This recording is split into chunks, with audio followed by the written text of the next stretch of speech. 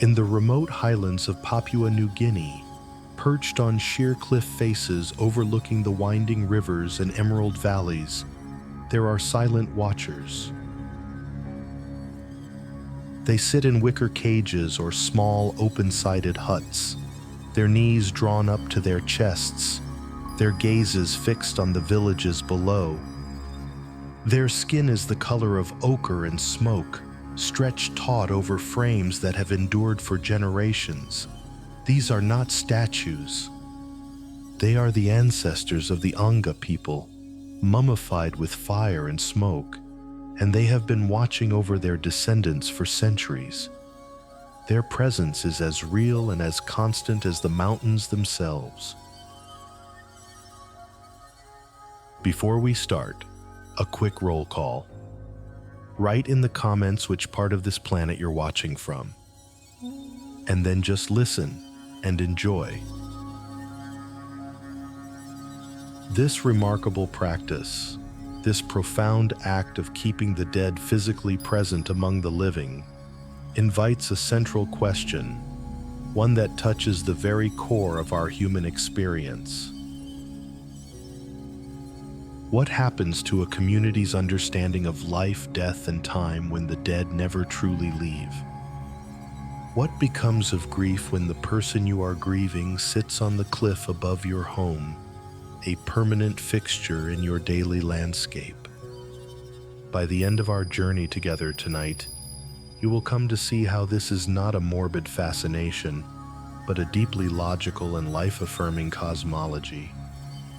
We will explore how one culture has created a world where the boundary between life and death is not a wall, but a permeable veil, and where ancestors are not ghosts in a distant memory, but active, participating members of the community.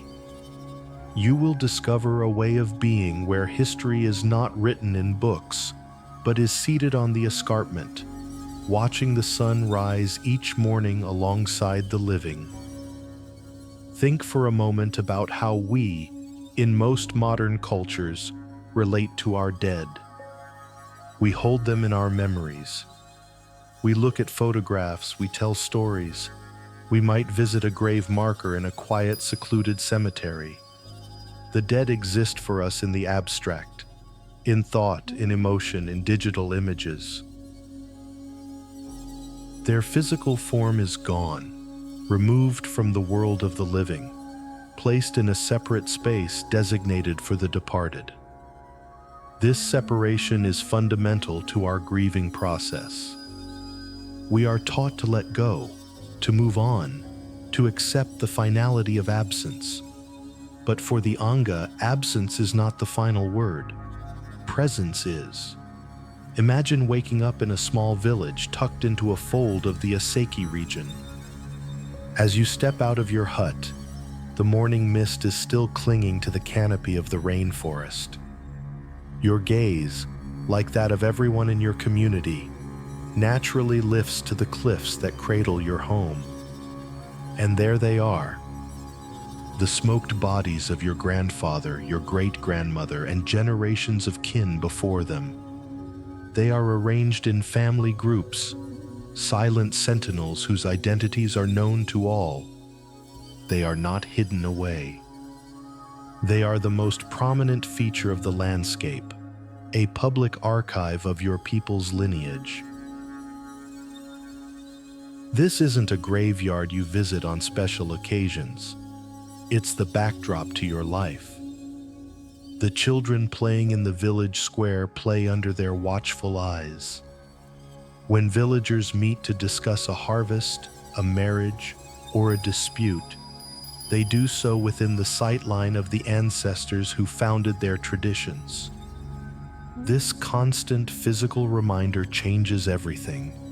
It weaves the past into the fabric of the present so tightly that they become inseparable. The ancestors are not figures of history.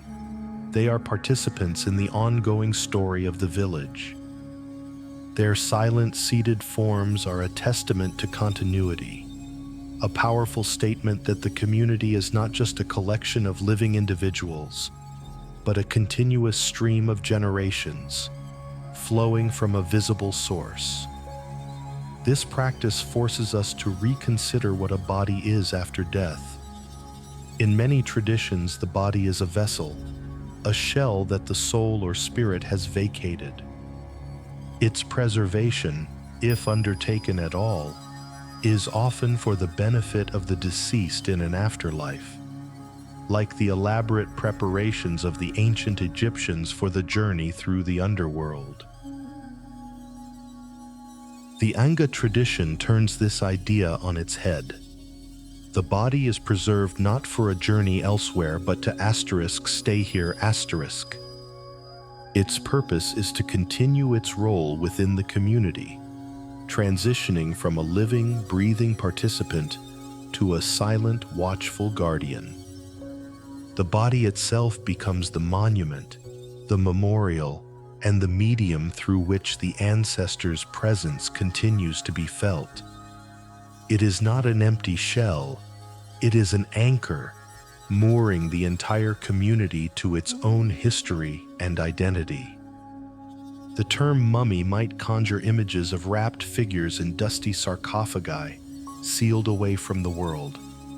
But the Anga mummies are the opposite of secluded. They are exposed, integrated, and profoundly public. They sit, often with a startlingly lifelike posture, their heads sometimes tilted as if in contemplation. Their creation is not a secret rite performed by a priestly class, but a communal process understood by all. It is a practical and spiritual technology designed for one purpose: to keep the family together. This isn't to say there is no grief or sense of loss. The departure of a living person is still felt deeply, but the grief is channeled differently. Instead of being an exercise in coming to terms with a permanent void, it is a process of transformation. The community works together to transition their loved one from one state of being to another, from a physical actor to a spiritual overseer. The ritual of smoking the body, which we will explore in detail, is itself a part of this communal grieving, a final, intimate act of care that changes the person's physical form so that their social form can endure. These watchers on the cliff are more than just a remarkable anthropological curiosity. They represent a different answer to a universal human question. How do we live with death? Most societies answer by creating rituals of separation and remembrance. The Anga answer by creating rituals of integration and permanence. They have chosen to live in a world saturated with their own history, where the line of ancestors is a visible reality, not just an idea. They have built a society on the belief that the wisdom and protection of the elders do not end with their last breath. Instead, their gaze simply becomes wider, more patient, and more enduring, held from a vantage point high above the village, watching over the endless, cyclical rhythm of life. As we delve deeper into their world, we are not just looking at a unique death ritual, we are looking at a unique blueprint for life, one built upon the unwavering presence of those who came before. To understand the Watchers, we must first understand the world they watch over. This is not a landscape that can be easily mapped or tamed. We are traveling to the eastern highlands of Papua New Guinea, a place that remains one of the last truly wild frontiers on Earth. Imagine an island of staggering geological drama, where jagged limestone peaks tear through a canopy of emerald green, and where valleys are so deep and isolated that for millennia they served as natural laboratories for human culture. This is a land where, until astonishingly recently, many communities had no knowledge of a world beyond their own mountain range. It is home to over 800 distinct languages, not dialects, but entirely separate languages, a testament to the profound isolation that has shaped its history. This isn't just a country, it's a continent of cultures compressed into a single island. Within this intricate mosaic, in the rugged terrain of the Asiki and Menyamya districts, live the various groups known collectively as the Anga. Their home is a vertical world of steep, muddy slopes, roaring rivers, and a pervasive dampness that clings to everything. Survival here has always been a negotiation with a powerful and often unforgiving environment. Gardens are cultivated on inclines that would seem impossible to farm, and villages are built on narrow ridges to provide natural defense. The forest is both a larder and a place of immense danger, teeming with life, both visible and unseen. This challenging, dynamic landscape is not merely a backdrop for the Anga people. It is the primary force that has shaped their bodies, their social structures, and most importantly, their cosmology, their entire understanding of how the universe works. In many Western traditions, we are taught to see a clear distinction between the natural world and the supernatural, between the physical and the spiritual. We might speak of a spirit world, but it is often imagined as a separate realm, a heaven or an afterlife that one travels to after death. It is somewhere else. For the Anga, this separation does not exist in the same way. The spirit world is not a distant destination. It is another layer of reality occupying the exact same space as the physical world. It is an unseen dimension, interwoven with the landscape you can touch and see. Think of it this way. To walk through the Anga forest is to walk through a cathedral teeming with sacred entities. A particular waterfall is not just falling water, it is the home of a powerful spirit. A gnarled ancient tree is not just timber, it is a being with agency and memory. The mist that rolls down the valley floor in the morning is not merely weather, it could be the breath of the mountain itself, a sign or a message.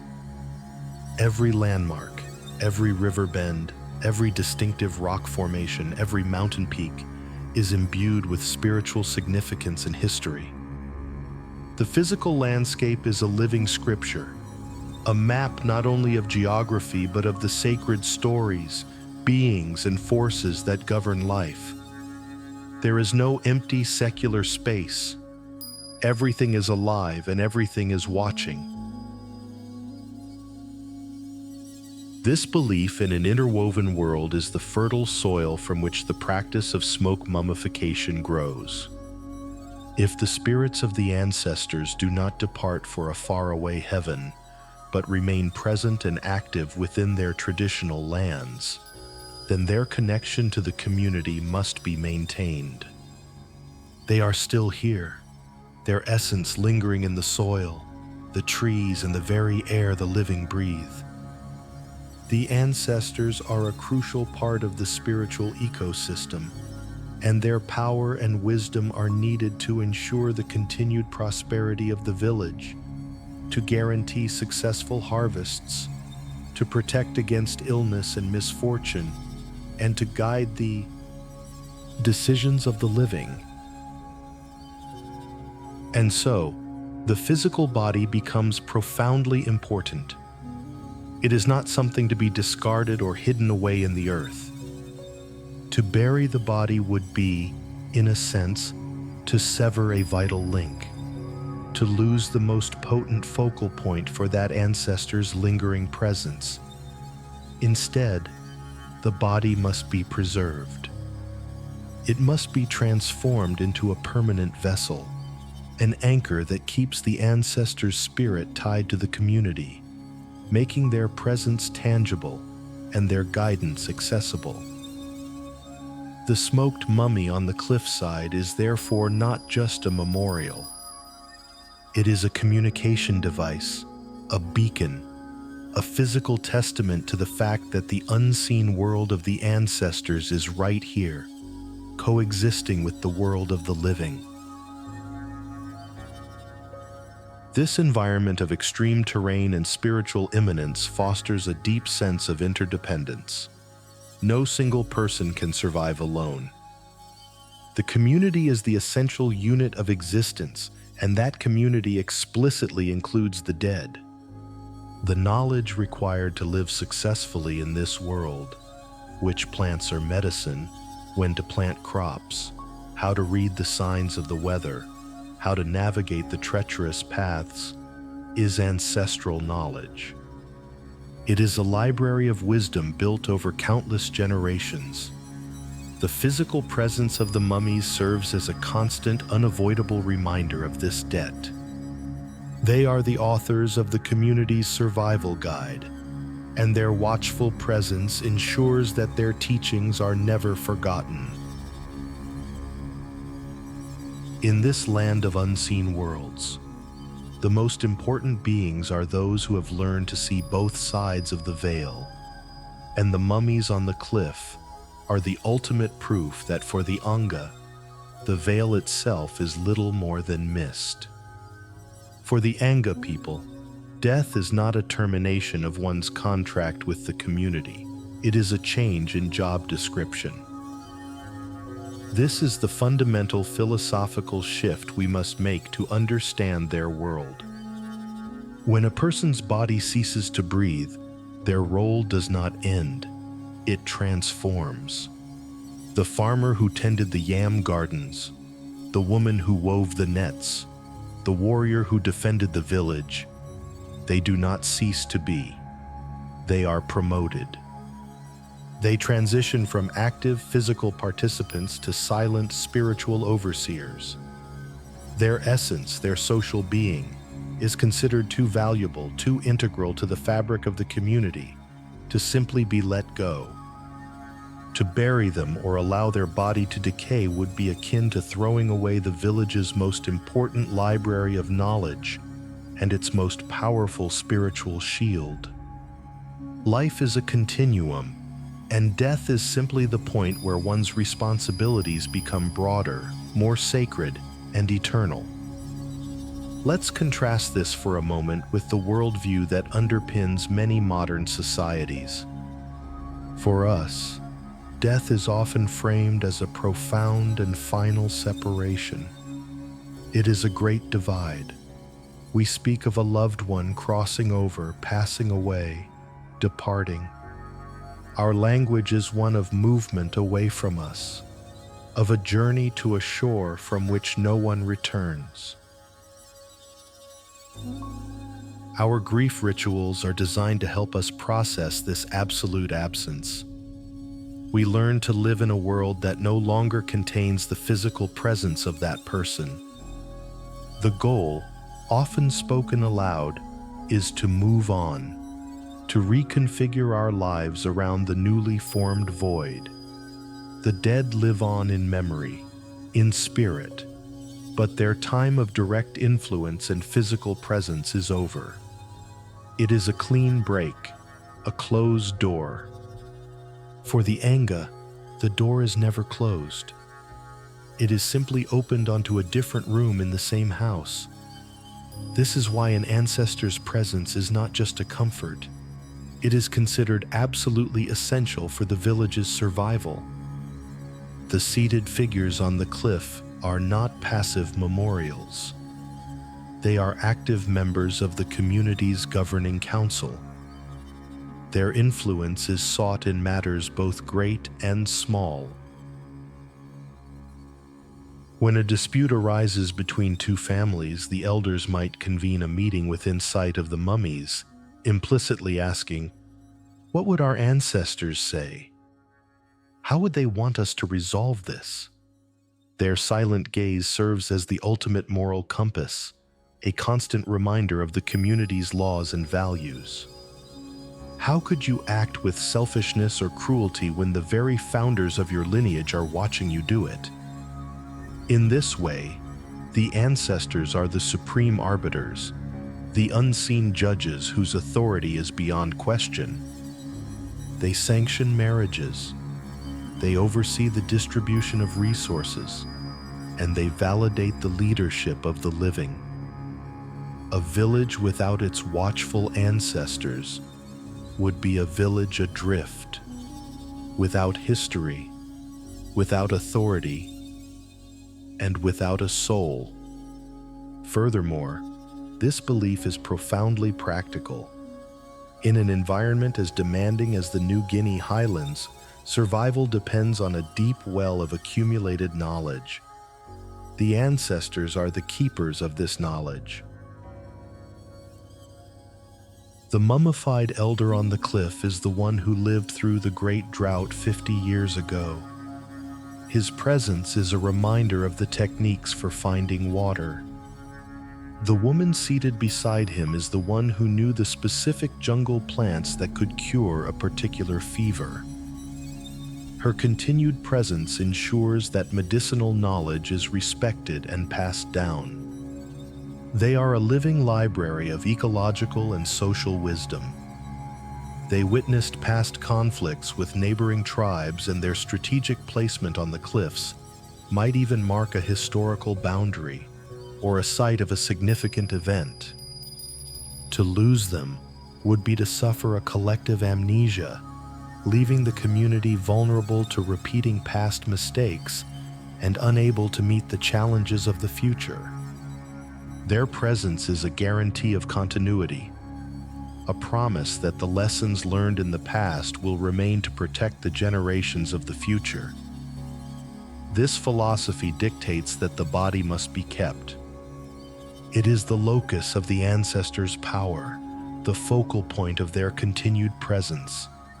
A spirit without its body might wander, its influence diluted.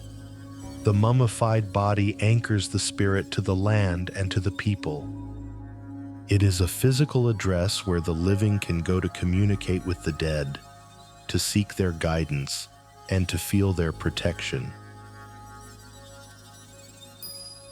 This is why the process of creating the mummy is not one of fear or revulsion, but one of profound respect and communal care.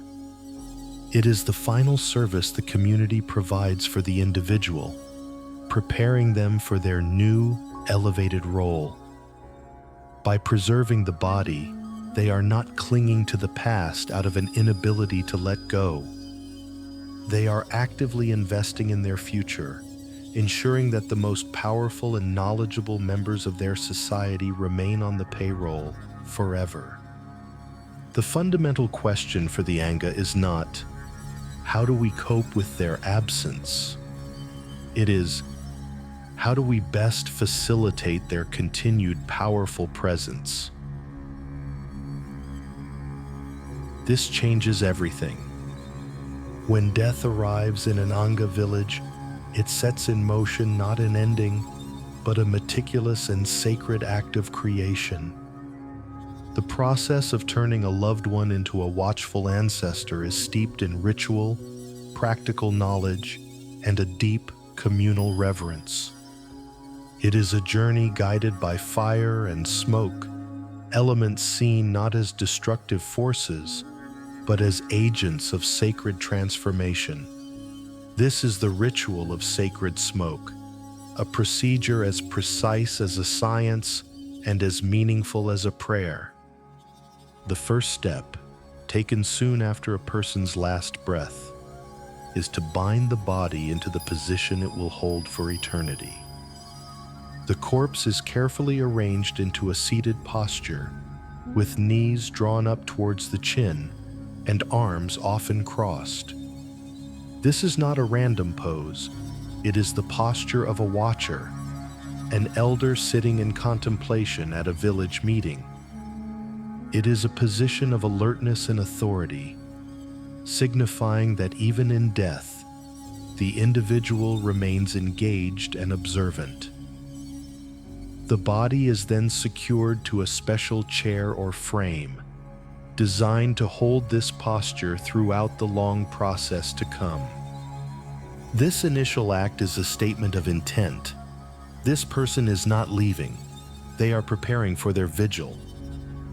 The body is then brought to a special smoking hut, often located on the edge of the village, a space that serves as a liminal zone between the world of the living and the realm of the ancestors.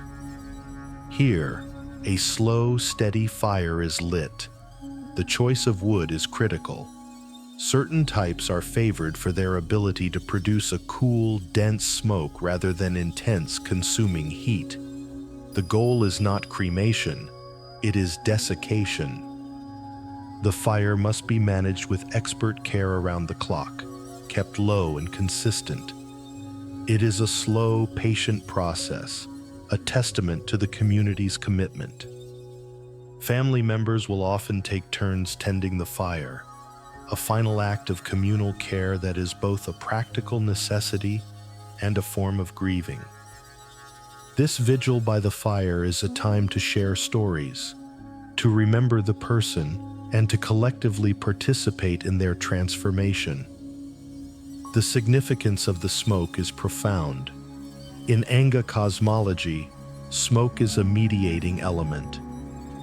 It is both physical and ethereal, something that rises from the earthly world of wood and fire to touch the unseen world of the air. It is a purifier, believed to cleanse the body and prepare it for its sacred role. As the smoke envelops the deceased, it is seen as slowly infusing the body with a different kind of life, a permanent spiritual essence. It is also the primary agent of preservation. The cool smoke slowly draws the moisture out of the body's tissues, preventing the decay that would naturally occur in the humid jungle environment. The chemical compounds in the smoke, such as formaldehyde and phenols, act as powerful bactericides and fungicides, effectively curing the skin and turning it into a tough, leathery, protective layer. It is a form of sacred embalming, using the resources of the forest to defy the forest's own laws of decay. During this long smoking period, which can last for weeks or even months depending on the size of the body and the ambient humidity, other crucial steps are taken. The internal organs, which are dense with moisture and would otherwise be the first to decompose, are dealt with in a unique way. Small incisions might be made, and long, hollow bamboo tubes are inserted into the body to help drain bodily fluids away from the corpse and into the fire below. This is not seen as a desecration, but as a necessary and respectful part of the purification process, helping to expedite the drying and ensure the integrity of the final form. The fluids are consumed by the sacred fire, returned to the cycle of elements. Once the body is sufficiently desiccated, another protective layer is applied. The skin is often coated with a special mixture of clay and ochre. This red-orange paste serves several purposes. It acts as a final sealant, a physical barrier against insects and the gnawing dampness of the mountain air. But its significance is also symbolic. Red is the color of blood, of vitality and life. By painting the ancestor in this vibrant, earthy color, the community is not just preserving a dead body. They are affirming its continued vitality, its living presence. The clay shell is like a second skin, a permanent new body fit for an eternal watch. In some instances, the deceased's own hair might be reattached, or their face painted with the designs they wore in life, further erasing the line between a living person and an ancestral guardian.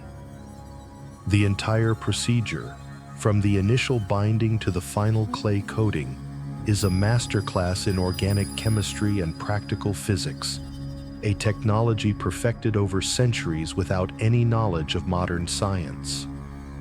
It is a testament to a profound understanding of the local environment and its materials. But to the Anga, it is not technology, it is ritual. Every step is imbued with meaning. Tending the fire is an act of love. Draining the fluids is an act of purification. Painting the body is an act of revitalization. Through the ritual of sacred smoke, a beloved but perishable family member is painstakingly and lovingly transformed into an imperishable, powerful ancestor, ready to assume their place on the cliffside and begin their eternal watch. The final stages of this sacred process mark the transition from a private, familial undertaking to a public, communal celebration. The body, now a hardened, smoke-infused, and clay-covered effigy, is no longer just a deceased relative. It is a guardian in waiting, a vessel of ancestral power ready for its official installation. This is the moment the corpse truly becomes the guardian, a transformation that is as much about social recognition as it is about physical preservation. It is a graduation ceremony where the ancestor is formally welcomed into their new and permanent role. The first step in this final phase is the construction of its eternal perch. This is not a simple coffin or a grave, but a throne. For many of the Anga mummies, this takes the form of a large wicker cage or chair, woven with incredible skill from bamboo and cane found in the surrounding jungle. These structures are often built around the body, encasing it in a sturdy yet open framework. The open weave design is crucial. It allows air to circulate freely, preventing the buildup of moisture that could compromise the preservation, and it ensures that the ancestor remains visible. They are not to be hidden. Their purpose is to see and be seen. The cage is both a protective enclosure and a frame that presents the ancestor to the world, much like a frame around a revered portrait.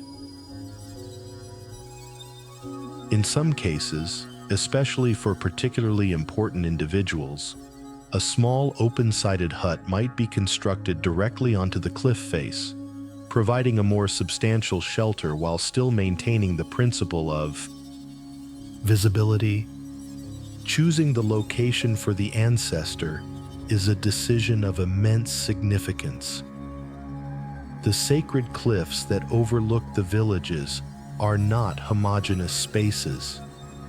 They are like a prestigious neighborhood, with certain locations holding more honor than others. A family will often have a specific section of the cliff that belongs to their lineage, a vertical cemetery plot that tells the story of their bloodline. The placement of a new mummy among its predecessors is a powerful statement of kinship and continuity.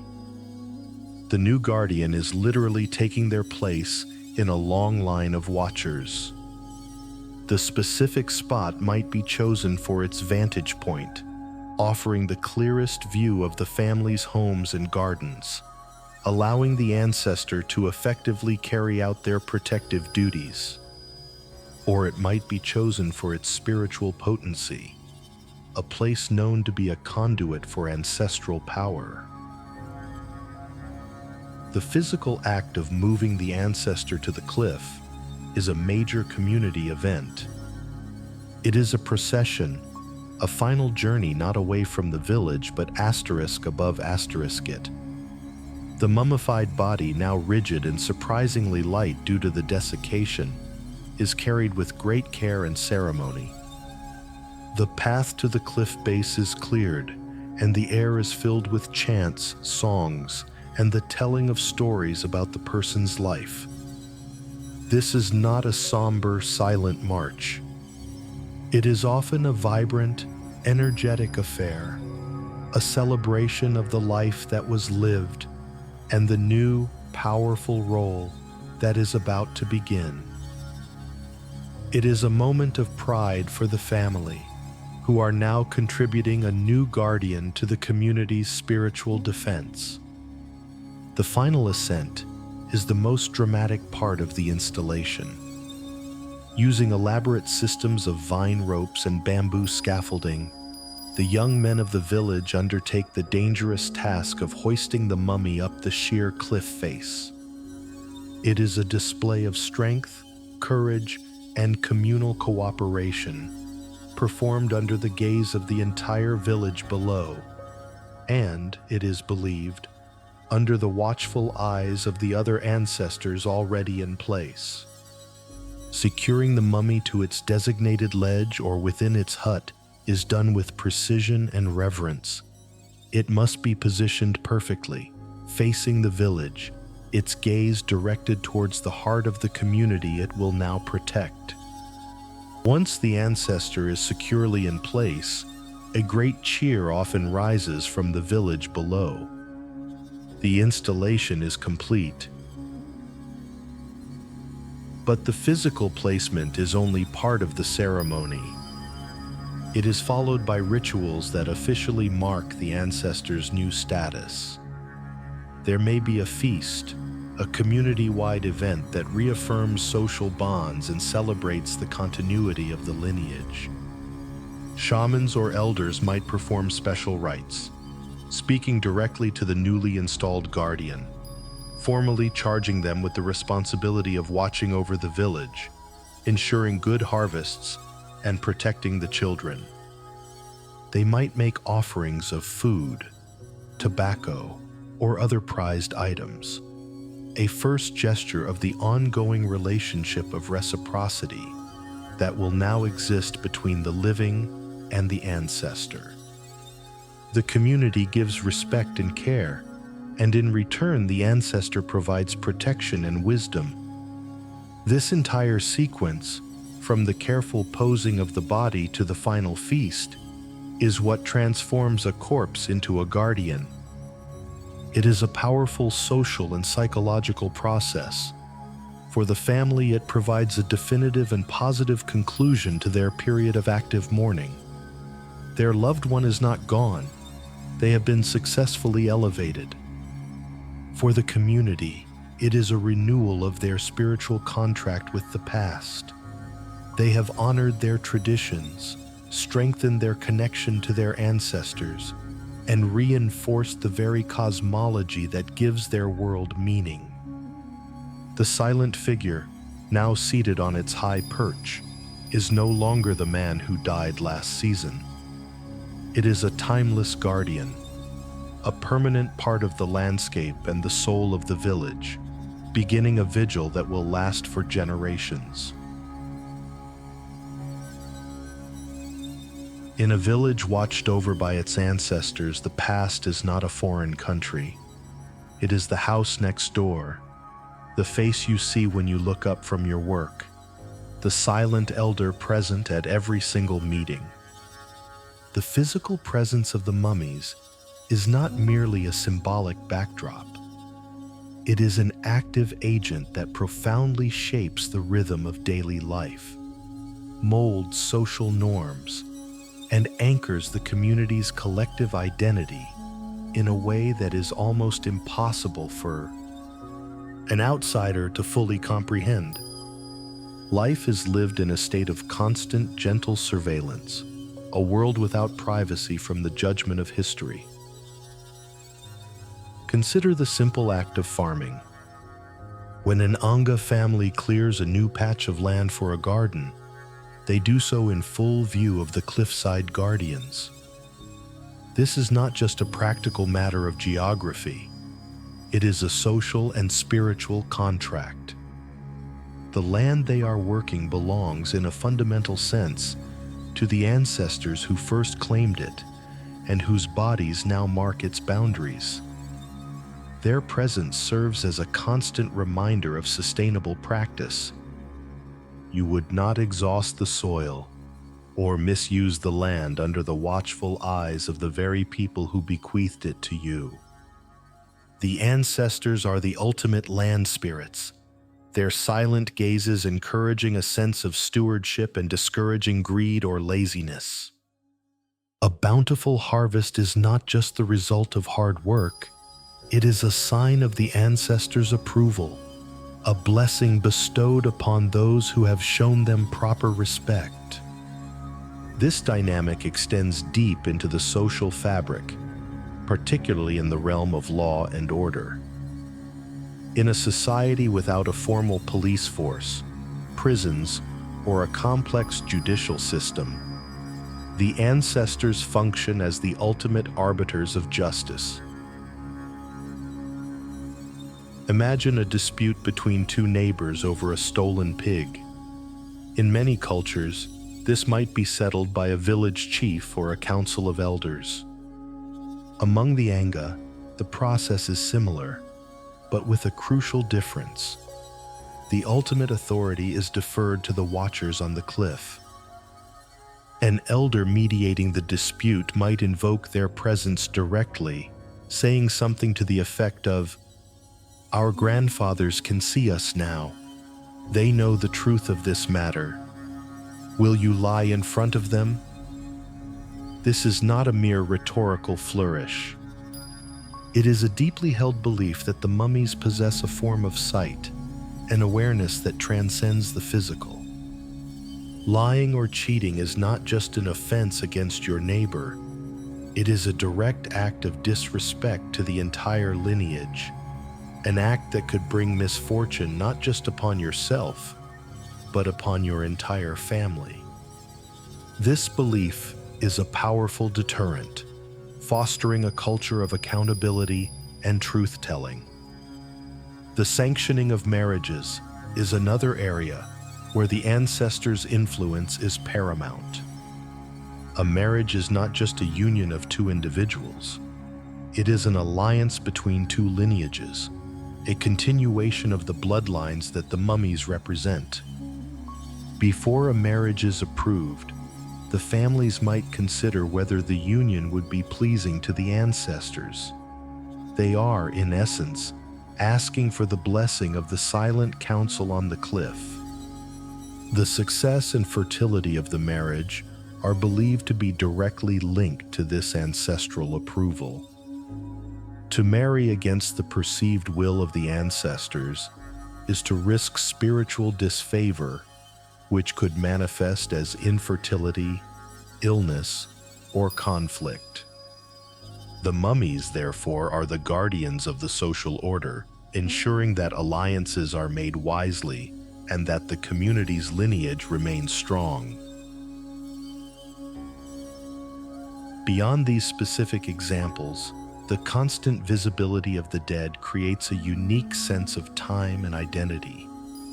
For children growing up in these villages, history is not an abstract subject learned from books.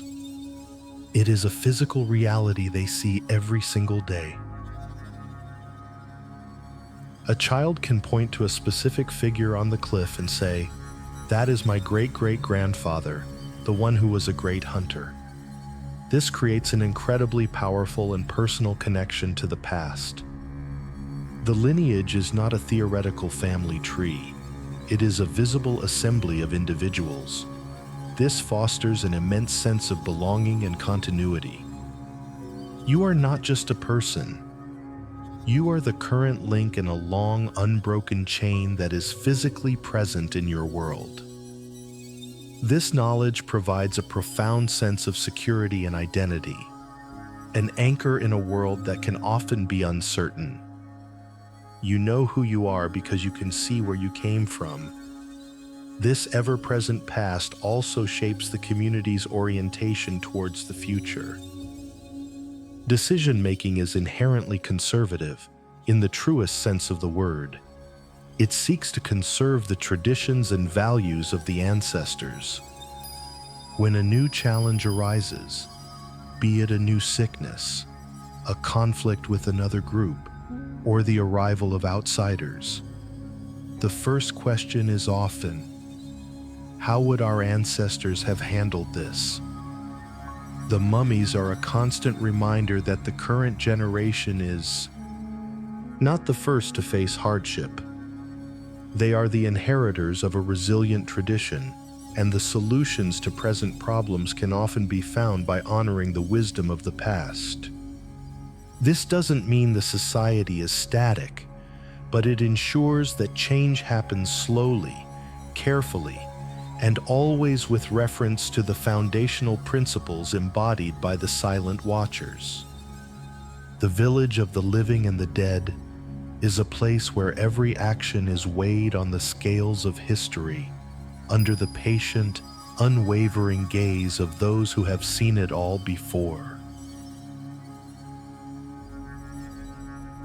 To live under the gaze of the ancestors is to inhabit a world humming with silent communication. The Anga do not see the mummified figures on the cliffs as inanimate objects or mere memorials to the dead.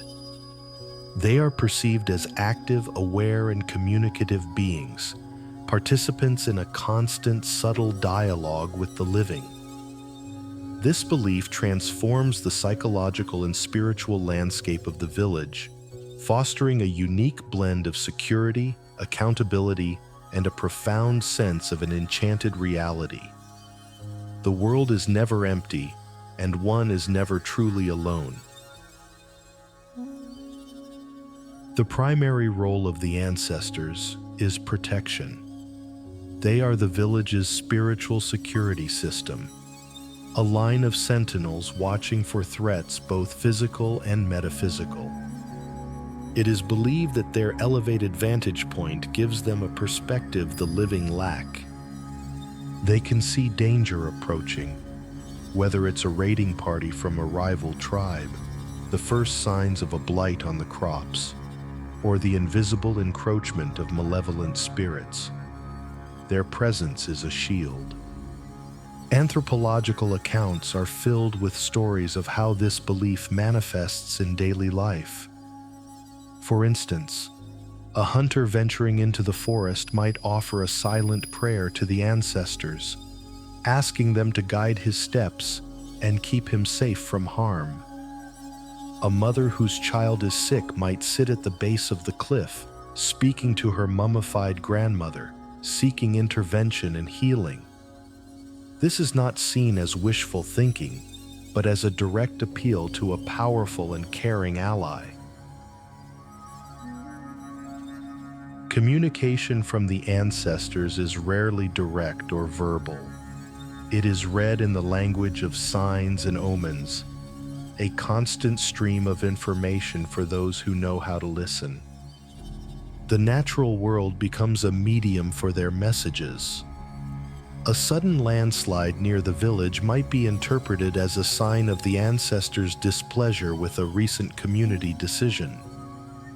An unusually good harvest of sweet potatoes could be seen as a tangible sign of their blessing and approval. Even the state of the mummies themselves is a form of communication. If a mummy were to fall from its perch or show signs of unusual decay, it would be considered a dire omen, a signal that the spiritual balance of the community has been disturbed and that urgent ritual action is required. The world is a text, and the ancestors are its authors. The elders and spiritual specialists are the community's librarians, skilled in interpreting these subtle messages and guiding the village's response. This constant sense of being watched fosters a deep and pervasive sense of accountability. It is one thing to know a moral code. It is another entirely to live every moment under the perceived gaze of the very figures who established that code. This creates a powerful internal mechanism for regulating social behavior. An individual contemplating an act of selfishness, deceit, or violence must reckon with the belief that the ancestors see their intentions as clearly as their actions. This psychological pressure helps to maintain social harmony in a way that formal laws never could. It's not just about the fear of punishment. It's about a deep-seated desire not to disappoint, to bring shame upon one's lineage. The gaze of the ancestors cultivates a conscience that is collective, historical, and ever-present. One's actions are never truly private. They are always part of the public record, observed and judged by the silent council on the cliff. This relationship also provides immense psychological comfort and a sense of continuity that is difficult to overstate. In a world where life can be precarious, the unchanging presence of the ancestors offers a powerful anchor. They are a testament to survival, a physical guarantee that the Anga people have endured through famines, wars, and disasters. They embody the resilience of the lineage. This creates a powerful sense of security. No matter what challenges the present generation may face, they know they are not facing them alone. They are supported by a vast network of ancestral power and wisdom. Grief, too, is transformed by this belief. The pain of loss is still real, but it is not a pain of absolute separation. The loved one is still present, still watching, still a part of the family. This allows for a form of continuing bond, a relationship that changes but does not end, which can be profoundly comforting and psychologically healthy. There are numerous accounts from anthropologists and visitors that speak to the reality of this connection. One might observe a man pausing at the end of his day's work, looking up at the cliffs and speaking softly in his native tongue, updating his father on the family's news. Or a group of children might be told a story about a specific figure on the cliff, not as a distant historical legend, but as a living family member whose exploits and personality are still vividly remembered and discussed.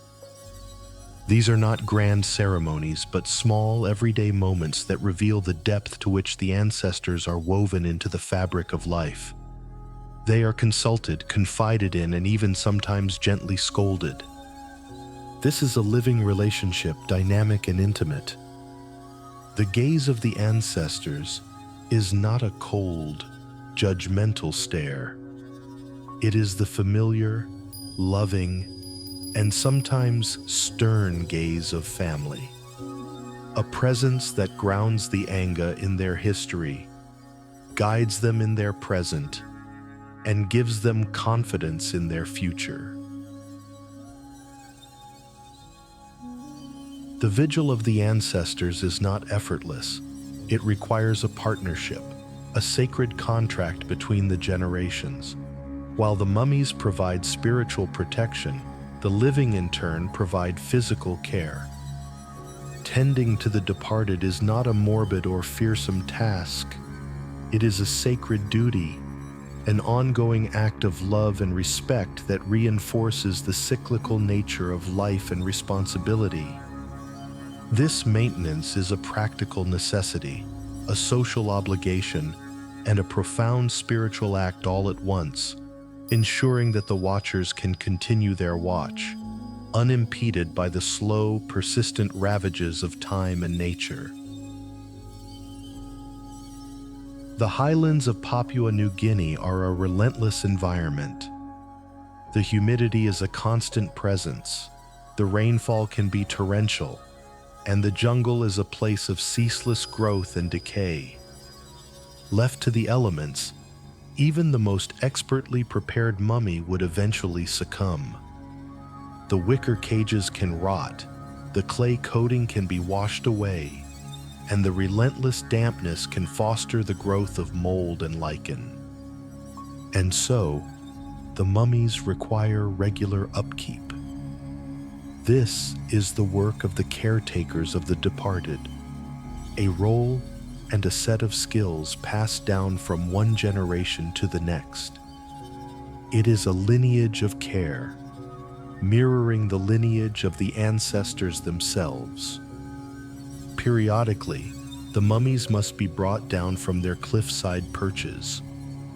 This is a delicate and often dangerous operation, requiring the same skill and courage as their initial installation.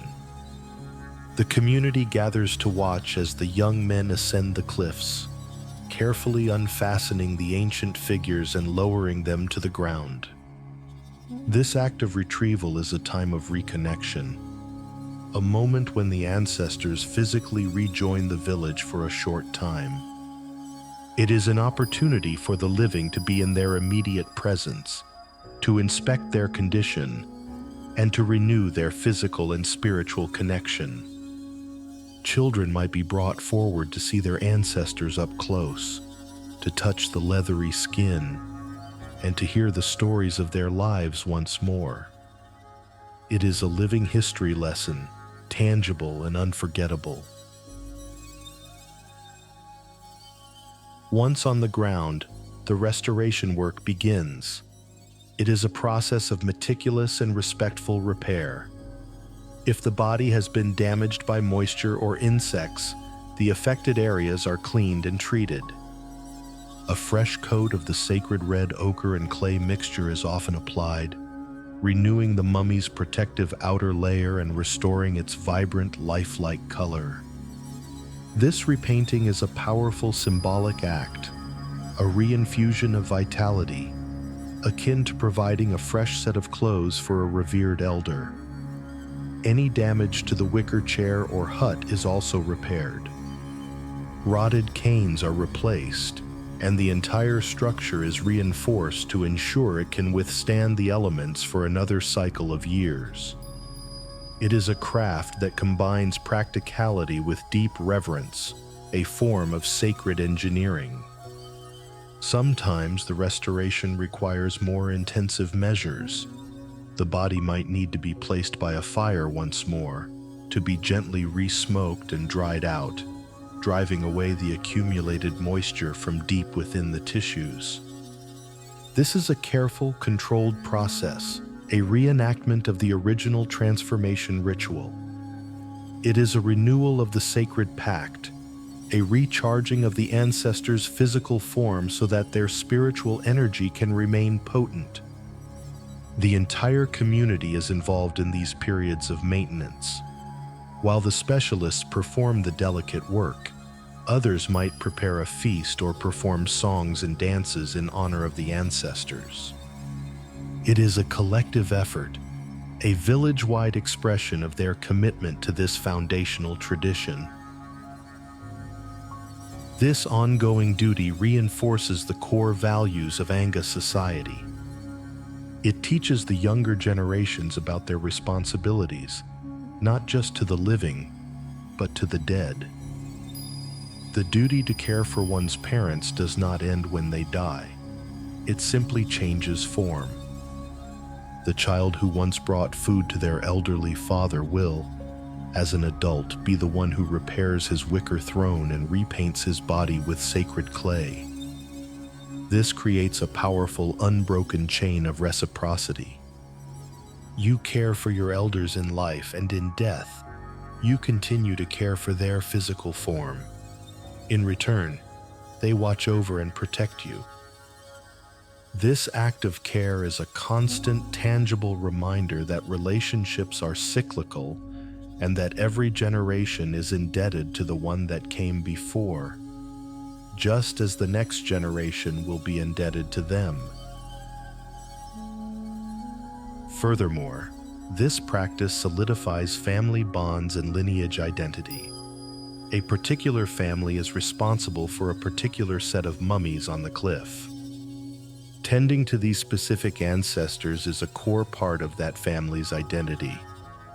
It is their history, their legacy, and their sacred trust. When a family gathers to maintain their ancestors, they are not just performing a task. They are reaffirming who they are. They are telling the story of their lineage through their actions, demonstrating their continuity and their strength. It is a powerful bonding experience, connecting cousins, uncles, and nephews in a shared purpose that transcends the everyday concerns of life.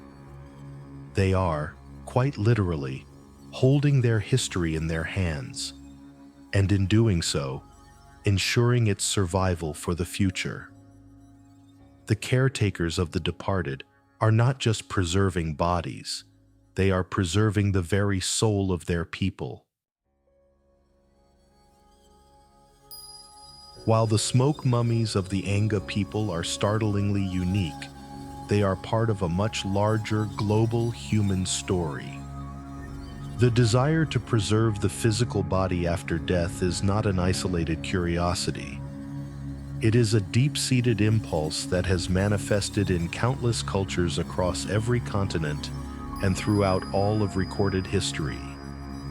By placing the Anga practice in this wider context of comparative thanatology, the study of death and dying across different cultures, we can see both what makes it so extraordinary and what connects it to a universal human need to negotiate with the finality of death. When we think of mummification, our minds almost invariably travel to the sand-swept lands of ancient Egypt. For nearly 3,000 years, the Egyptians developed an incredibly sophisticated science of embalming, driven by a complex and detailed theology of the afterlife. The goal of Egyptian mummification was to preserve the body so that the deceased's soul, or *ka* and *ba*, would have a recognizable home to return to, enabling their journey through the perilous underworld and into the eternal paradise of the field of reeds.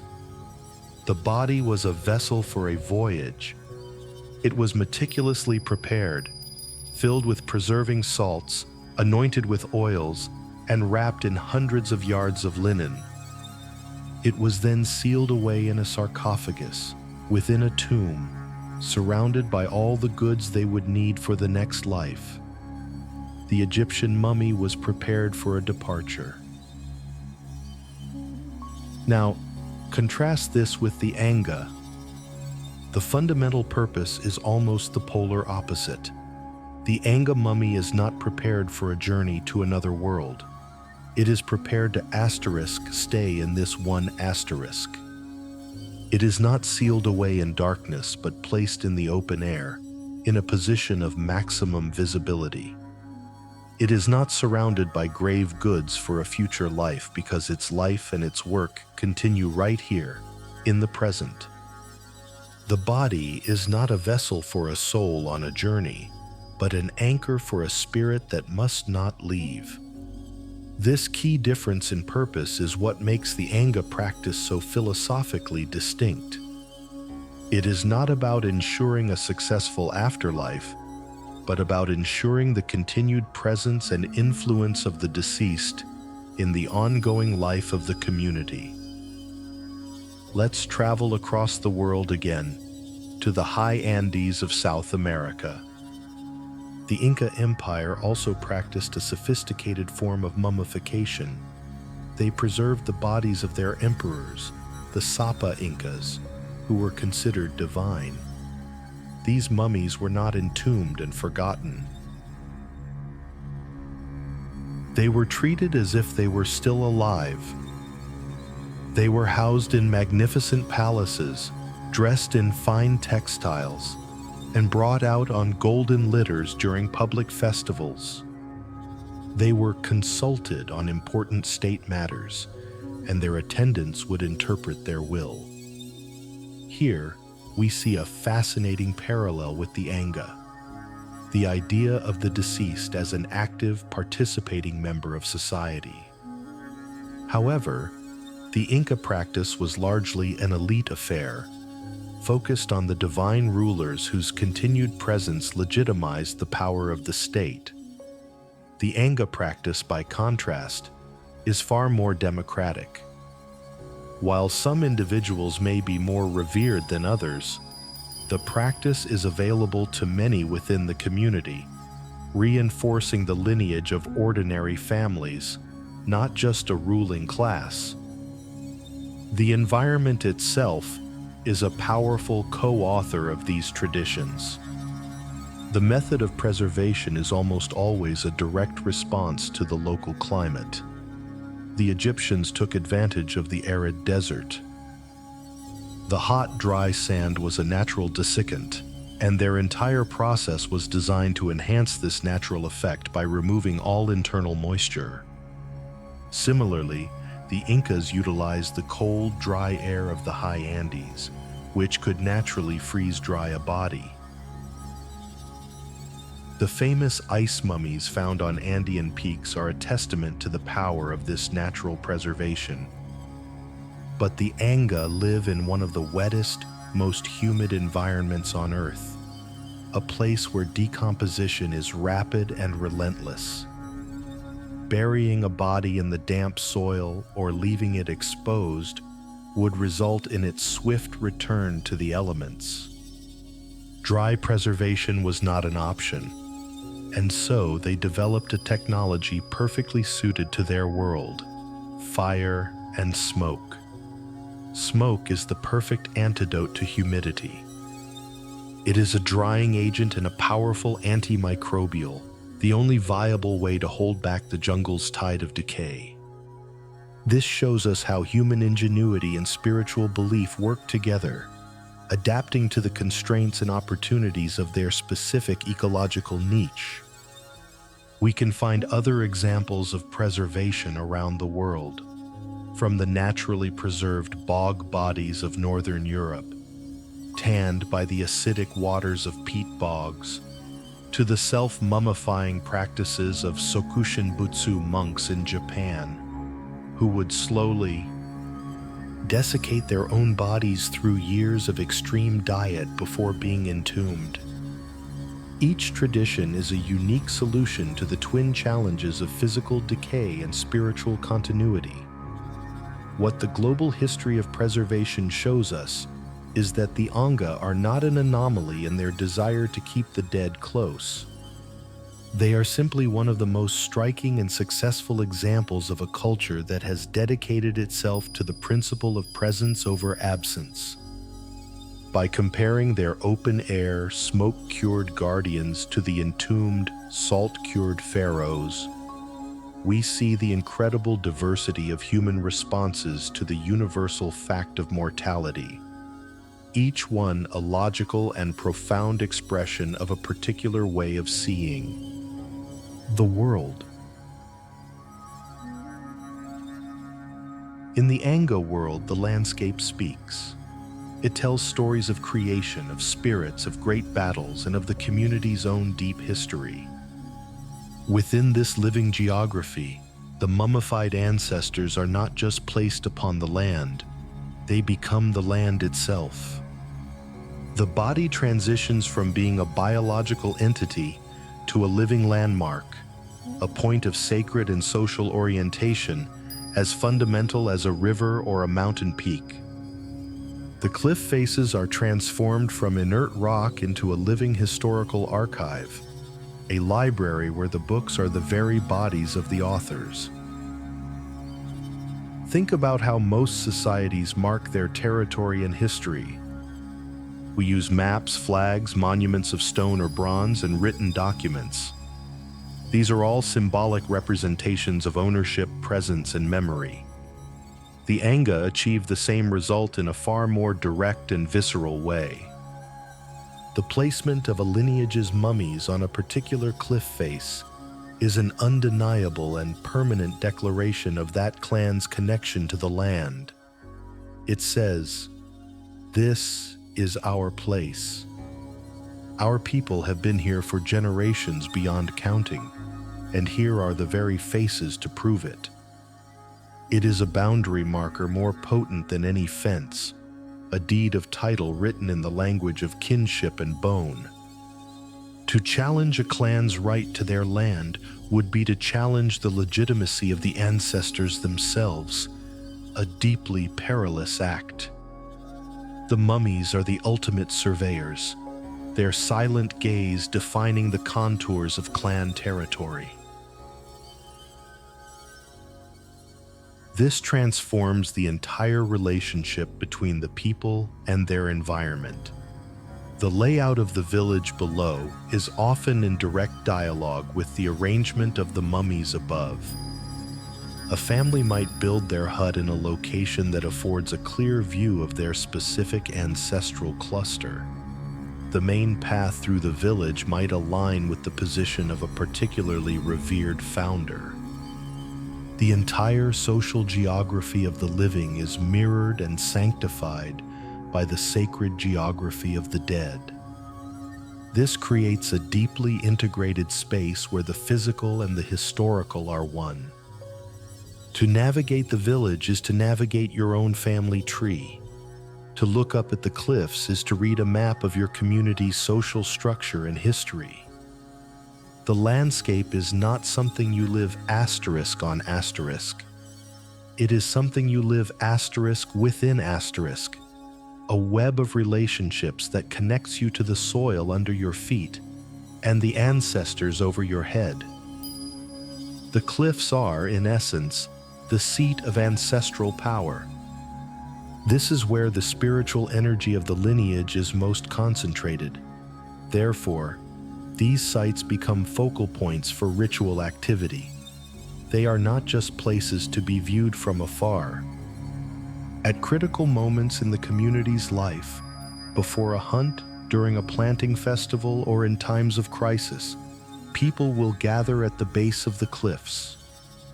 They will make offerings, perform chants, and communicate their needs and hopes to the guardians above. The cliff face is an altar, a place where the veil between the world of the living and the world of the ancestors is at its thinnest. The physical presence of the mummies makes this connection tangible. You are not praying into an empty sky.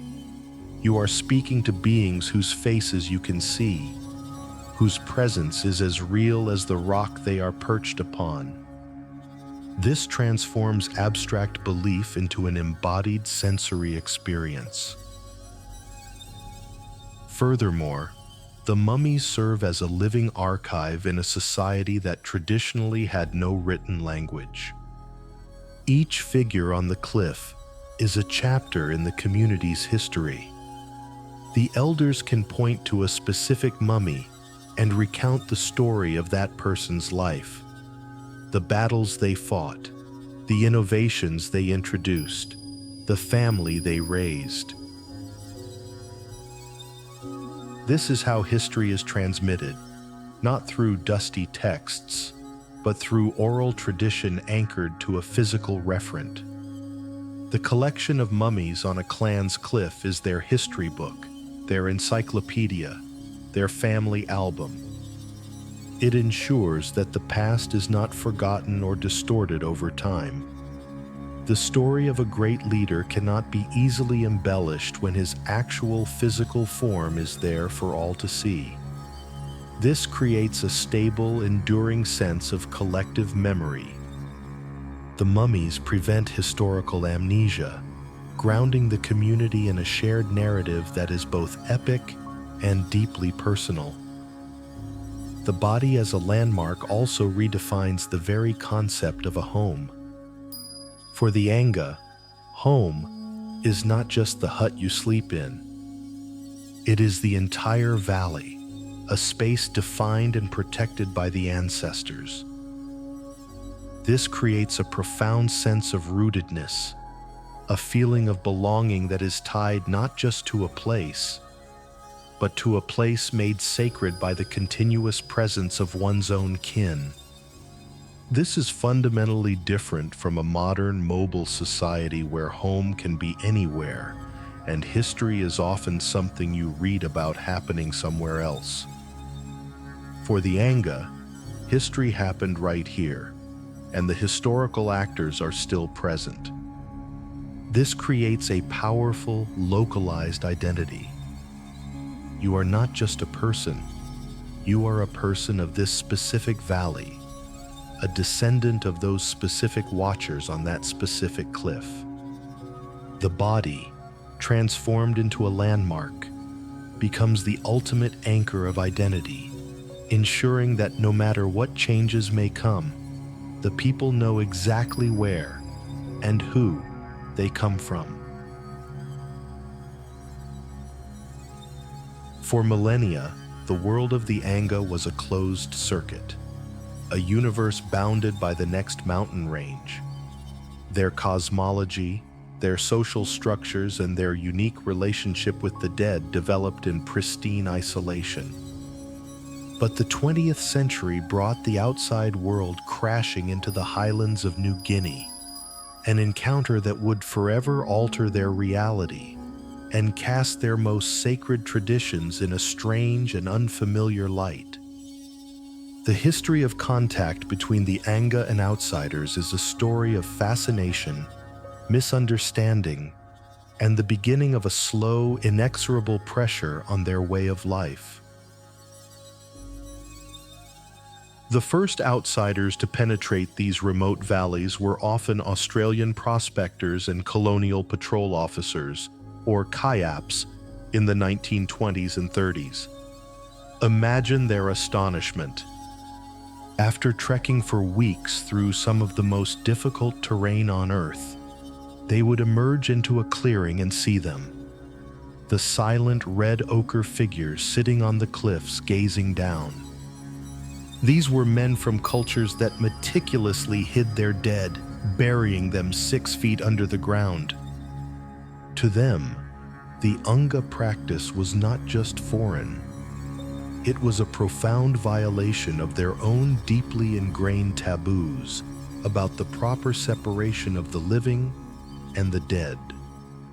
Their initial reports, sent back to the coastal administrative centers, were often colored with a mixture of shock, awe, and a certain morbid fascination.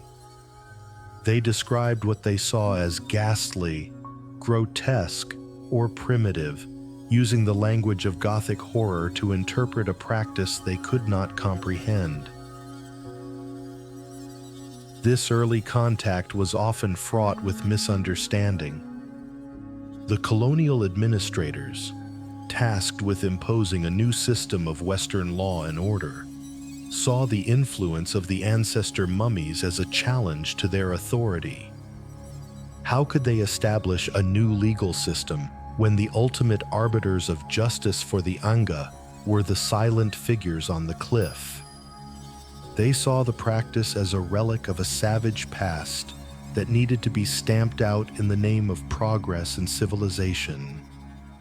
While direct prohibition was often difficult to enforce in such a rugged and inaccessible region, their official disapproval sent a clear message.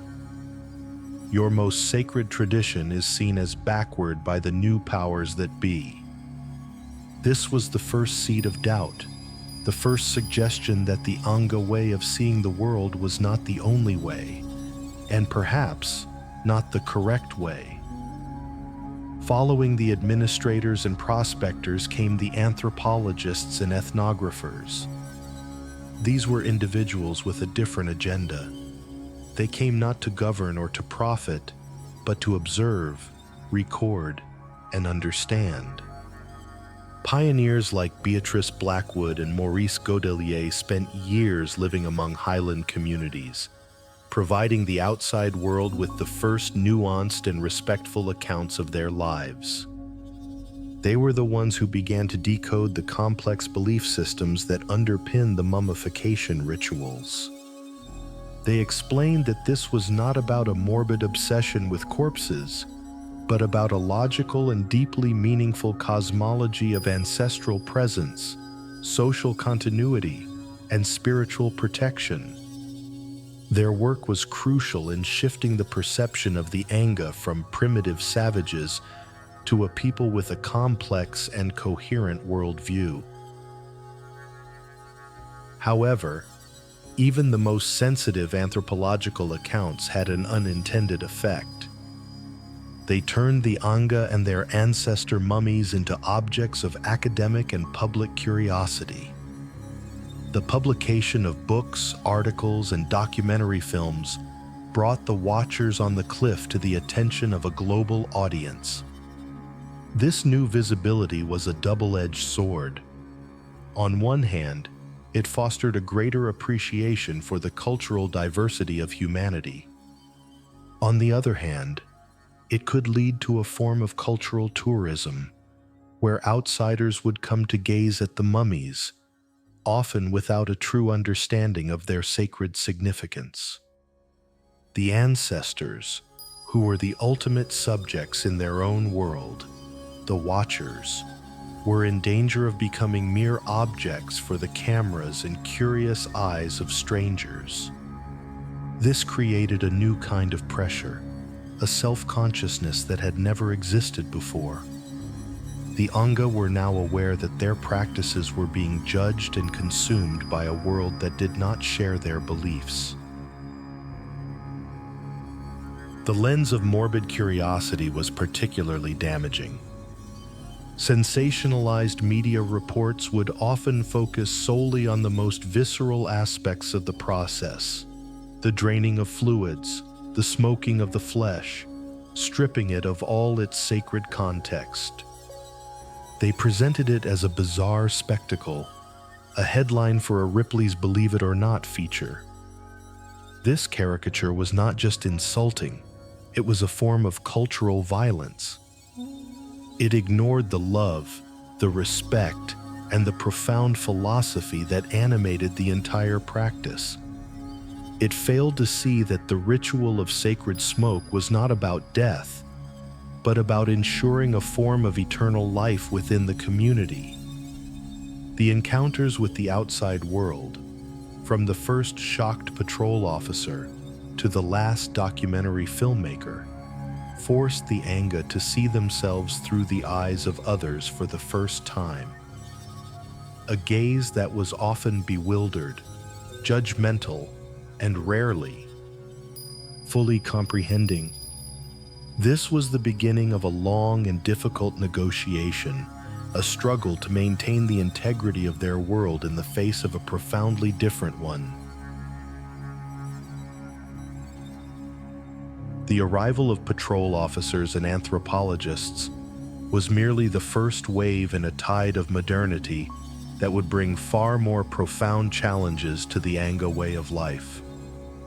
While early contact introduced new ideas and exerted a certain pressure, it was the more systemic forces of the later 20th century, Christianity, state governance, and a cash economy, that would begin to seriously erode the foundations upon which the practice of smoke mummification was built. These were not just encounters, they were powerful systems that offered a competing cosmology, a different set of laws, and a new way of valuing the world.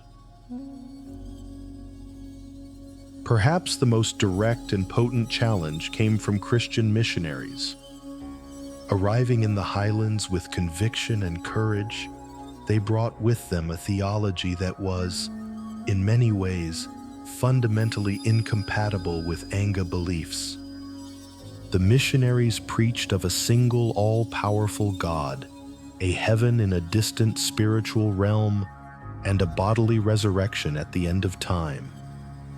In this new worldview, the body was to be committed to the earth, dust to dust, in anticipation of a future divine transformation. The spirits of the dead went to be with God, not to sit on a cliffside watching over the village. Consequently, the practice of mummification was often condemned in no uncertain terms. It was labeled as pagan, an ancestor worship that stood in the way of true salvation. It was seen as a refusal to entrust the dead to God, a misguided attempt by humans to cling to that which should be released. The power of this new message cannot be underestimated. The missionaries often brought with them tangible benefits that were hard to ignore. Modern medicine that could cure diseases the village shamans could not. Schools that offered literacy and a path to the outside world, and access to new goods. For many Anga, converting to Christianity was not just a spiritual choice, it was a pragmatic one. But it came at a cost. To embrace the new faith often meant renouncing the old. New converts were encouraged, and sometimes required, to abandon their traditional rituals. This created a deep and painful rift within communities, often pitting Christian family members against those who held to the traditional ways. The choice was stark: bury your father in the new Christian cemetery at the mission station, or smoke his body to sit with his ancestors on the cliff. This was not just a debate over burial customs. It was a battle for the very soul of the community, a conflict between two entirely different understandings of life, death, and the nature of reality. Alongside religious change came the increasing influence of the state. As Papua New Guinea moved towards independence and established a national government, a unified system of law and public health regulation began to extend its reach into even the most remote highland valleys. From the perspective of a public health official in the capital city of Port Moresby, the practice of keeping mummified bodies exposed on cliffs could be seen as unsanitary, a potential source of disease. Regulations were sometimes introduced requiring burial for public health reasons, completely ignoring the complex spiritual and social logic of the Anga tradition. The state, like the missionaries, operated on a different set of assumptions about the proper way to deal with the dead. While enforcement was often sporadic, the existence of these laws put the Anga in a difficult position. To follow their sacred traditions could now mean breaking the law of the nation. This created a new layer of pressure, forcing a practice that was once the proud, public heart of the community to become more discreet, sometimes even clandestine. Finally, the slow but steady encroachment of a cash economy and the lure of the modern world began to pull the younger generation away from the villages. To earn money, to get an education, to see the world beyond the mountains, young men and women had to leave. They went to work in the coastal cities, on plantations, or in mines. This migration, even if temporary, had a profound impact on the ancient traditions. The smoke mummification process is not a simple task. It is labor-intensive, time-consuming, and requires specialized knowledge passed down through direct apprenticeship. What happens when the young men who are supposed to learn how to tend the smoking fire, how to prepare the clay, and how to scale the cliffs are working hundreds of miles away? The chain of transmission, which had remained unbroken for centuries, was now under threat. Furthermore, as young people were exposed to a wider world, their own beliefs began to change. The unquestioning faith in the power of the ancestors that had defined their parents' generation was now competing with new ideas, new ambitions, and new ways of seeing. The modern world offered a different kind of power, the power of money, technology, and individual achievement, which could seem more immediate and compelling than the silent, watchful power of the ancestors on the cliff. Modernity wasn't just a challenge, it was a competitor, offering a new and seductive path to a different kind of life. Today, the silent watchers on the cliffside find themselves in a precarious twilight. The powerful forces of the 20th century have left their mark, and the ancient practice of smoke mummification is now facing the most profound challenge of all: the challenge of relevance in a rapidly changing world. The central question echoing through the valleys of the Anga is no longer just how to properly honor the dead, but whether this particular way of honoring them can survive at all. Are we witnessing the final generation of watchers, the last chapter in a tradition that has endured for centuries? The answer is complex, a tapestry of resilience, decline, and quiet adaptation. In many Anga communities, the full ritual of creating a new mummy is no longer actively practiced. The last instances of a complete traditional smoke mummification in some areas may date back several decades. The combined pressures of Christian missionary influence, government regulations, and the migration of young people have proven to be a formidable barrier. It is now far more common for the dead to be buried in a Christian-style cemetery, a practice that was unthinkable just a few generations ago. The skills required for the intricate mummification process, once a cornerstone of cultural knowledge, are now held by only a handful of elders. As these men and women pass away, they take with them not just memories, but an entire library of ritual and technical expertise. The chain of transmission is becoming dangerously thin. However, this does not mean the ancestors have been abandoned. While the creation of new mummies has waned, the maintenance of the existing ones continues in many places. The sacred duty to care for the watchers has, for now, endured. Families will still return to their ancestral lands to repair the wicker cages, to reapply the sacred ochre, and to clear the vegetation that threatens to engulf the sacred sites. This act of maintenance has become even more poignant. It is a conscious and sometimes defiant act of remembrance, a refusal to let the last vestiges of this tradition crumble into dust. These remaining mummies have become even more precious. They are no longer just representatives of the lineage.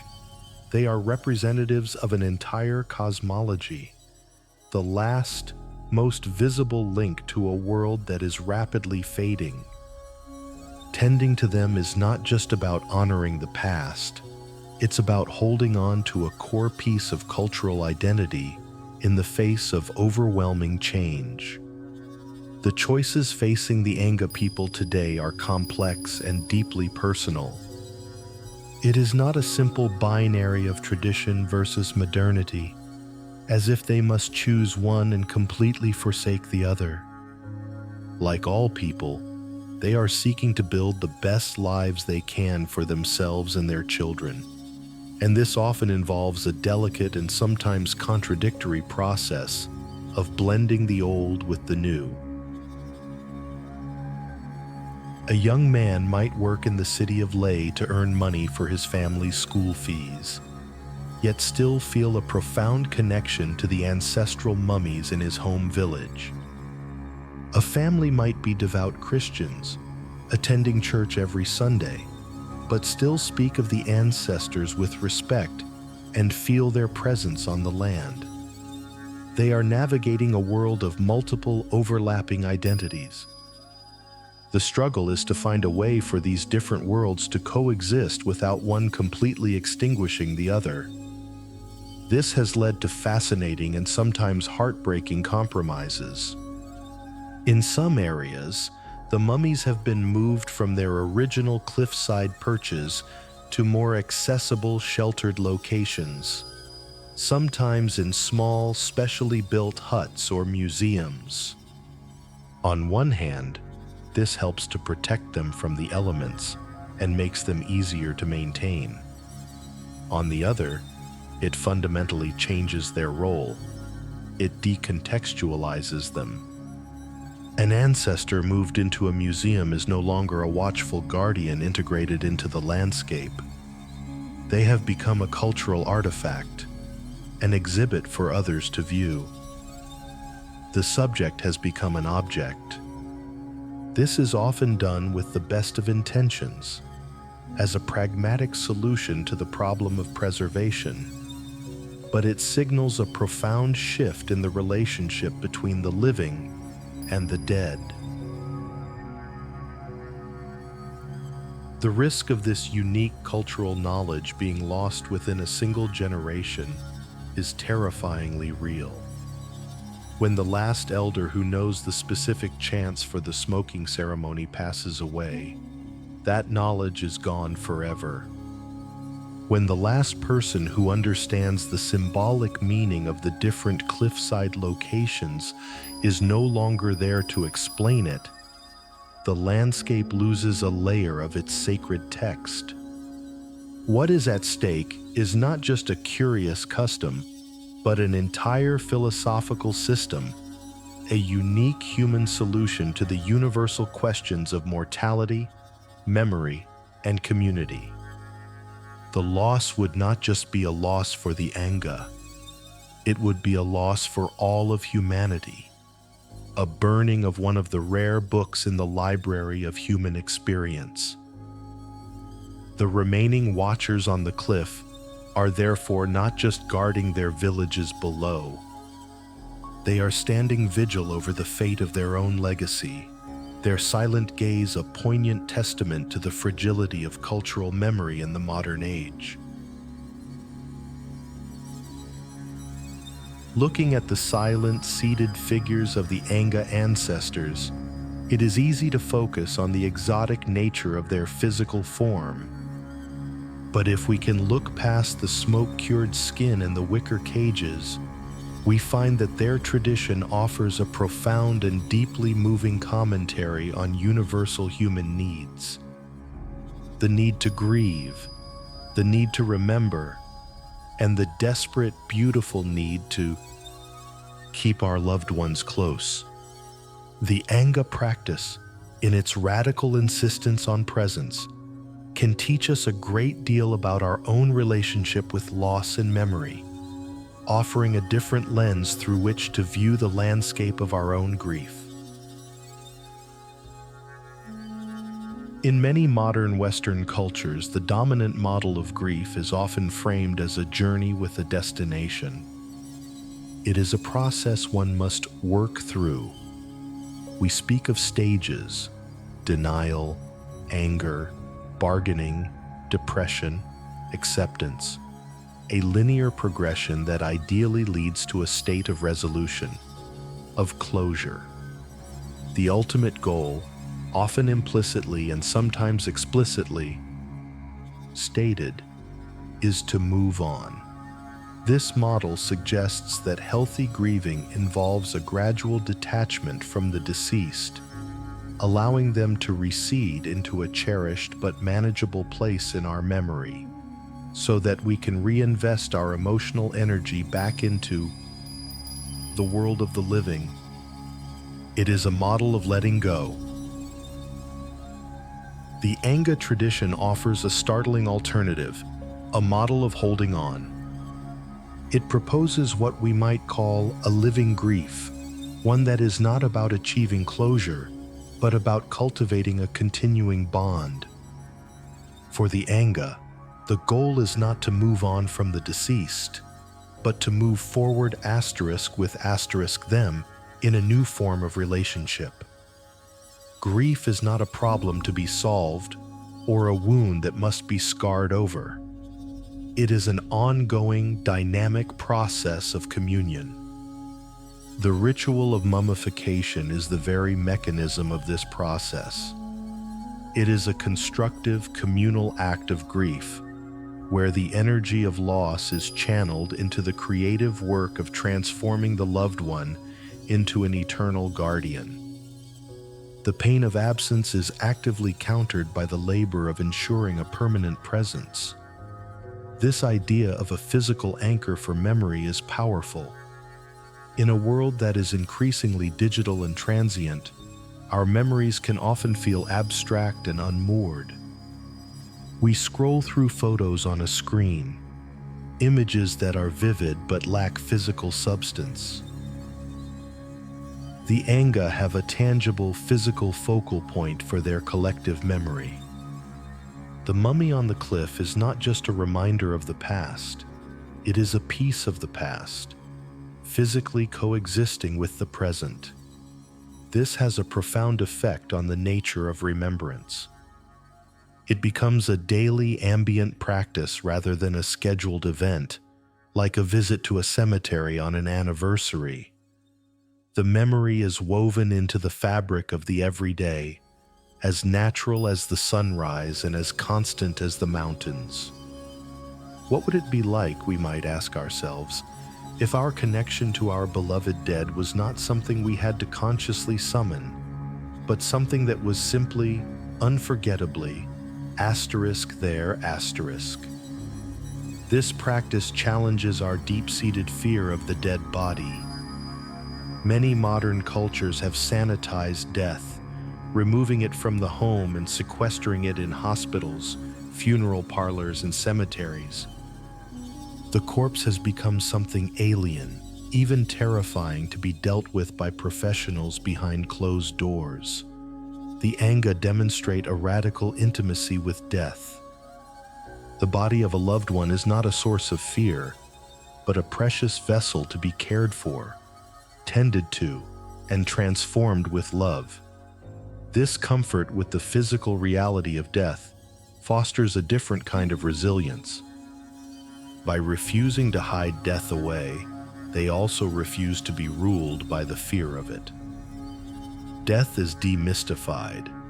It is not an alien invader, but an integral and visible part of the community's life cycle. Ultimately, the lesson from the watchers on the cliff is one of permanence and presence in a world that often prizes novelty and mobility.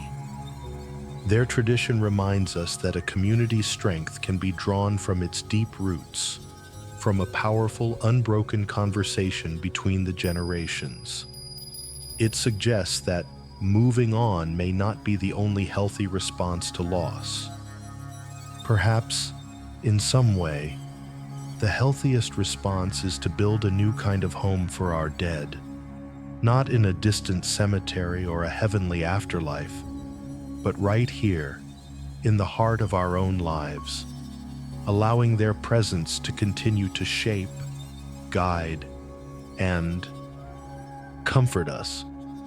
The Anga have simply given this impulse a stunningly literal and physical form. They have dared to believe that the end of a life is not the end of a relationship, and in doing so, they have built a world where no one is ever truly gone. And so we end where we began, looking up at the silent figures seated on the high cliffs of New Guinea. We have journeyed through the intricate steps of their physical transformation, from the first moments after death to their final sacred installation. We have explored the interwoven world of spirits and landscapes that gives this practice its profound meaning. We have seen how a community's entire social and moral fabric can be woven around the constant, watchful presence of its ancestors. And we have witnessed the collision of this ancient world with the relentless forces of modernity. Now, all that is left is to sit with the silence and to contemplate the silent vigil of the watchers. Our central question was, what happens to a community when the dead never truly leave? We have found the answer. What happens is that the past is never truly past. It becomes a living, breathing dimension of the present. History is not a story that is told, but a presence that is felt. The community becomes a single, continuous stream of generations, where the ancestors are not the distant source of the river, but fellow currents flowing alongside the living. Time itself loses its sharp linear edge and curves into a circle where the wisdom of the beginning is always present at the end. In a world watched by its ancestors, the community achieves a form of immortality, not for the individual, but for the collective. The mummified figures embody a powerful and perhaps unsettling truth, that we are the product of those who came before us, and that our actions in turn will ripple forward into the lives of those who are yet to come. They are a physical manifestation of lineage, a testament to the fact that no life is lived in isolation. The Anga have chosen to make this truth the central organizing principle of their society. They have built a world on the foundation of an unbroken conversation between the dead, the living, and the unborn. Their tradition is a courageous act of memory against the inevitable tide of forgetting. Yet, as we have seen, their vigil is now a fragile one. The silent watchers are now themselves being watched by a world that does not share their understanding. They face the slow erosion of belief, the lure of a different future, the quiet decay that comes not just from the jungle damp, but from the apathy of a world that has learned to move on. Will future generations of Anga continue to climb the cliffs to repair and repaint their ancestors? Will they continue to tell their children the stories of the figures seated in the wicker cages? Or will the watchers slowly fade, becoming curiosities for tourists and anthropologists, their original power draining away until they are nothing more than empty shells? There are no easy answers. We cannot know the future of this silent vigil. But perhaps, in the end, the most important lesson is not about the survival of a specific practice, but about the enduring power of the human imagination to create meaning in the face of mortality. The Anga tradition is one of the most extraordinary expressions of this impulse ever conceived. It is a testament to our species' endless creativity, our ability to build intricate worlds of belief that provide comfort, guidance, and a profound sense of belonging. The figures on the cliff are more than mummies. They are a philosophical statement, carved in flesh and bone and smoke. They speak of continuity in a world of change. They speak of duty in a world of individualism. They speak of the power of presence in a world that is increasingly defined by absence. They ask us to consider what we choose to keep sacred and how we choose to remember. They challenge us to think about our own ancestors, not as names on a family tree, but as a living presence within us. As the mist rolls through the highland valleys and the first light of dawn touches their ochre-colored faces, the watchers remain, silent and still, holding their vigil over a changing world, their gaze fixed on an uncertain horizon.